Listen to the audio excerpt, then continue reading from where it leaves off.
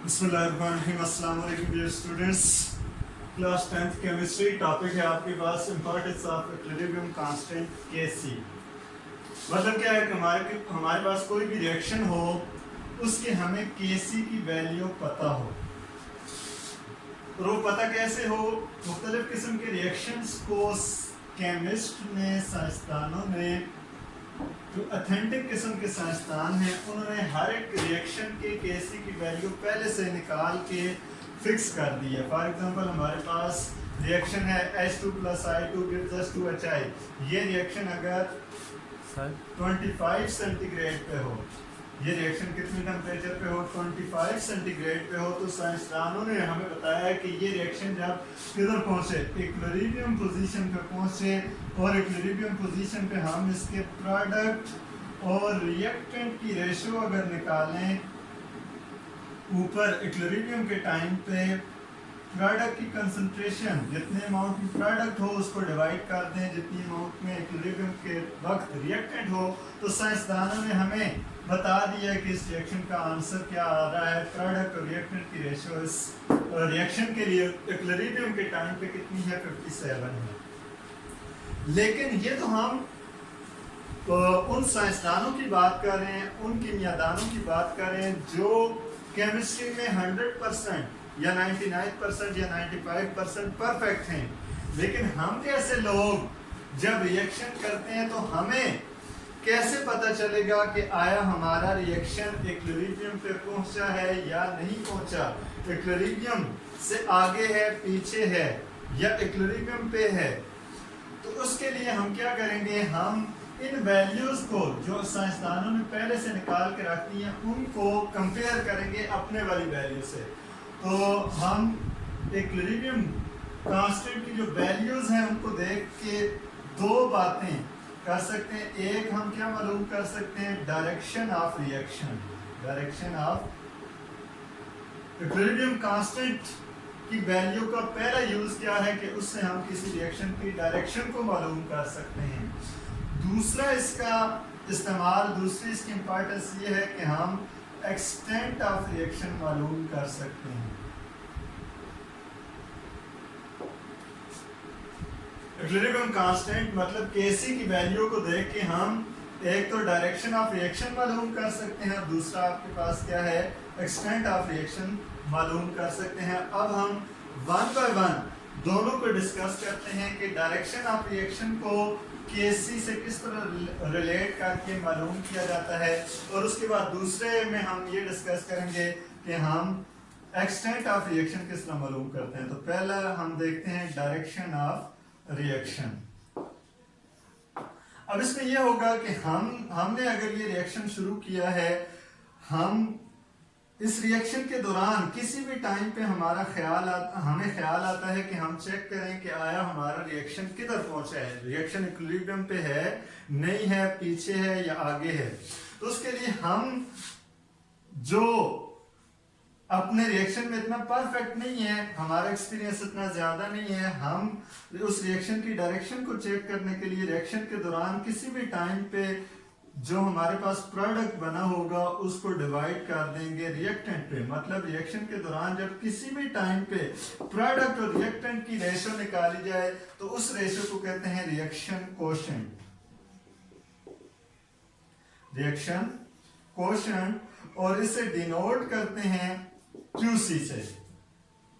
बात को माइंड में रखिएगा। एक था आपके पास Kc का भी वही फार्मूला है। Kc का फार्मूला क्या है? Product divided by reactant. मतलब क्या है? Kc क्या होती है? प्रोडक्ट और रिएक्टेंट की रेशो। लेकिन वो रेशो जब हमें 100% कंफर्म हो कि हमारा रिएक्शन किधर है, इक्विलिब्रियम पे पहुंचा हुआ है, उस रिएक्शन का रेट ऑफ फॉरवर्ड और रेट ऑफ रिवर्स इक्वल है, उस टाइम जो प्रोडक्ट और रिएक्टेंट की रेशो निकाली जाती है उसे Kc या फिर इक्विलिब्रियम कांस्टेंट कहते हैं। लेकिन रिएक्शन के दौरान हमें ये ना पता हो कि रिएक्शन इक्विलिब्रियम पे है नहीं है, इस चीज का हमें अंदाजा ना हो, इस चीज का हमें यकीन ना हो। रिएक्शन के दौरान किसी भी टाइम पे at any time, at any interval, किसी भी लम्हे जब हम प्रोडक्ट और रिएक्टेंट की रेशियो निकाल दें तो उस वो जो रेशियो आएगी उसे हम रिएक्शन कोएफिशिएंट या क्यूसी कहेंगे। अब डायरेक्शन किस तरह मालूम की जाती है? डायरेक्शन को मालूम करने के लिए आप उस रिएक्शन, जिस रिएक्शन के ऊपर आप ये प्रैक्टिकल कर रहे हैं, उस रिएक्शन का एक जो ऑथेंटिक प्रैक्टिकली कैलकुलेटेड केसी की वैल्यू है उसको आप माइंड में रखेंगे। वो एक तरह से आपकी मंजिल होगी, वो आपकी एक तरह से क्या है, मंजिल। लाइक हम कहते हैं हमारे पास ये जो रिएक्शन है, ये रिएक्शन अगर हम कर रहे हो तो हमारी मंजिल इसमें क्या है, 57 हमारी जब वैल्यू आएगी तो हम मंजिल पे पहुंचेंगे। अब इसकी मिसाल ये है कि हम इधर से अगर लाहौर जाते हैं, गाड़ी का मीटर सेट कर देते हैं और हमें पता है लाहौर जाने के लिए फासला कितना है, सीधी स्ट्रेट अगर हमारे पास सड़क हो और हमें पता हो कि लाहौर का इधर से फासला है 57 किलोमीटर, तो हम गाड़ी का मीटर 0 से स्टार्ट कर लेते हैं। जैसे ही गाड़ी 57 पे पहुंचेगी तो हम फौरन समझ जाएंगे कि हम लाहौर में पहुंच गए हैं। और रास्ते में कहीं पे अगर हमें ख्याल आया कि हम आया मंजिल पे पहुंचे हैं या नहीं, अगर हमारी वैल्यू 57 से कम हुई तो हम कहेंगे अभी हम मंजिल से पीछे हैं, और अगर हमारी वैल्यू 57 से ज्यादा हुई तो हम परेशान हो जाएंगे, हम कहेंगे मंजिल से हम आगे निकल गए। तो यही तरीका हम केमिस्ट्री में अप्लाई करेंगे। हमारा इस रिएक्शन के लिए हमारा टारगेट क्या है, इक्विलिब्रियम पे इस रिएक्शन की वैल्यू हमें साइंसदानों ने बता दी है कि ये रिएक्शन जब इक्विलिब्रियम पे पहुंचेगा तो इसके प्रोडक्ट और रिएक्टेंट की रेशियो क्या होगी, 57 होगी। तो हम अपने रिएक्शन को अगर चेक करना चाहें कि हमारा रिएक्शन इक्विलिब्रियम पे पहुंचा है या नहीं पहुंचा, तो हम अपनी जो कैलकुलेटेड वैल्यू होगी उसको इस प्रैक्टिकली कैलकुलेटेड वैल्यू से कंपेयर करेंगे। अगर हमारी कैलकुलेटेड वैल्यू उससे लेस हुई, मतलब हम जो कैलकुलेटेड वैल्यू निकालेंगे उसे क्यूसी कहेंगे। अगर हमारी वैल्यू उससे कम हुई, हमने पहुंचना था 57 पे, हमारी वैल्यू है 50, मतलब हम कहते हैं QC is less than KC। जब QC की वैल्यू KC से लेस हो तो हमारा रिएक्शन अभी इक्विलिब्रियम पे नहीं पहुंचा, हम कहेंगे इक्विलिब्रियम मंजिल पे पहुंचने के लिए रिएक्शन को किधर जाना चाहिए, फॉरवर्ड जाना चाहिए। और फॉरवर्ड का मतलब है रिएक्शन को अभी लेफ्ट से राइट जाना है। हमें इससे रिएक्शन की डायरेक्शन मालूम हो जाएगी कि रिएक्शन अभी अपनी मंजिल पे नहीं पहुंचा और उसको मंजिल पे पहुंचने के लिए अभी क्या करना चाहिए, रिएक्शन को फॉरवर्ड मूव करना चाहिए। और फॉरवर्ड का मतलब होता है लेफ्ट टू राइट, आगे जाना चाहिए, अभी वो अपनी मंजिल से पीछे है। इस तरह दूसरा केस है आपके पास, अगर आप रिएक्शन के दौरान QC निकालते हैं और QC की वैल्यू आपके पास KC से ग्रेटर आ जाती है। KC की वैल्यू तो आपको पता है 57 है, और आपने जो वैल्यू आपने रिएक्शन के दौरान प्रोडक्ट और रिएक्टेंट की रेशियो निकाली, वो आपका आंसर आ गया 60। अब आप क्या अंदाजा लगाएंगे, आप तो अपनी मंजिल से लाहौर से भी किधर क्या आगे निकल गए।